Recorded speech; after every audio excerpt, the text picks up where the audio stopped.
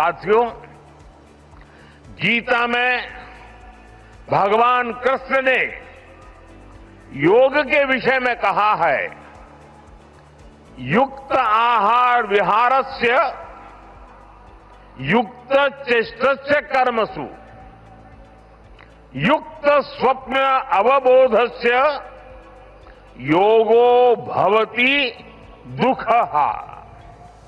अर्थात संतुलित आहार विहार से, संतुलित क्रियाओं और कर्मों से, संतुलित नींद और जागने से योग दुखों का नाश करने वाला हो जाता है। ये संतुलन ही योग का आधार है। यही संतुलन हमारे जीवन का आधार भी है। लेकिन ज्यादातर लोग आज इस आधुनिक समय में जीवन के असंतुलन से ही जूझ रहे हैं। बहुत मशक्कत करनी पड़ रही है उनको। योग हमें जीवन को बैलेंस वे में जीने की कला सिखाता है। योग हमें डूज और डोंट सिखाता है।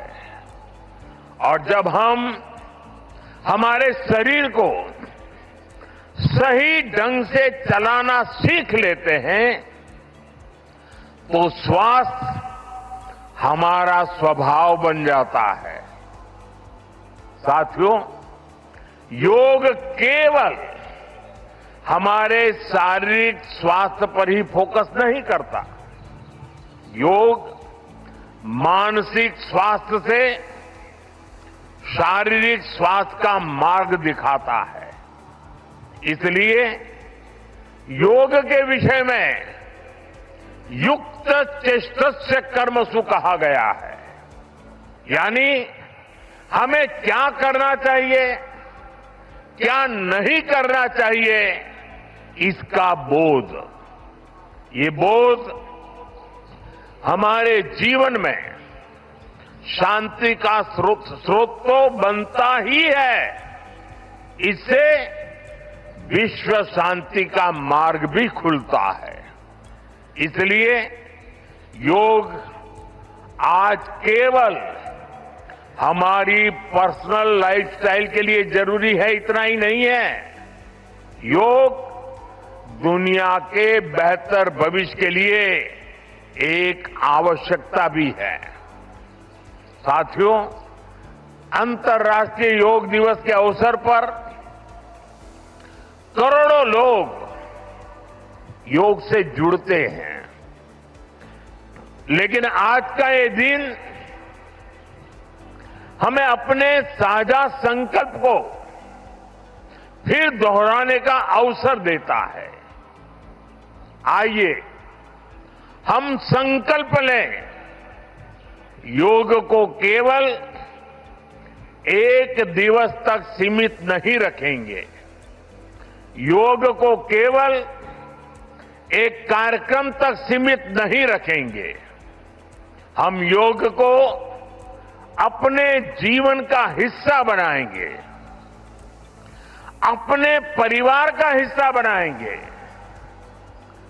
अपनी आने वाली पीढ़ियों का हिस्सा बनाएंगे। साथियों, इसी दिशा में इस वर्ष योग 365 योग 365 की पहल को भी आगे बढ़ाया गया है। इसके तहत 100 दिन के ऑनलाइन योग कार्यक्रम का आयोजन किया गया है, जिसमें अभूतपूर्व जनभागीदारी देखी गई है। 130 देशों के 30 लाख से अधिक लोगों ने इसमें भाग लिया है। साथियों, जब समाज स्वस्थ होगा तब राष्ट्र भी अधिक सक्षम, अधिक समृद्ध और आत्मविश्वासी बनेगा। मैं इसके लिए मैं सबके लिए कामना करता हूं, सर्वे भवन्तु सुखिनः, सर्वे सन्तु निरामया। इसी के साथ आप सभी को एक बार फिर अंतर्राष्ट्रीय योग दिवस की बहुत बहुत शुभकामनाएं, बहुत बहुत धन्यवाद।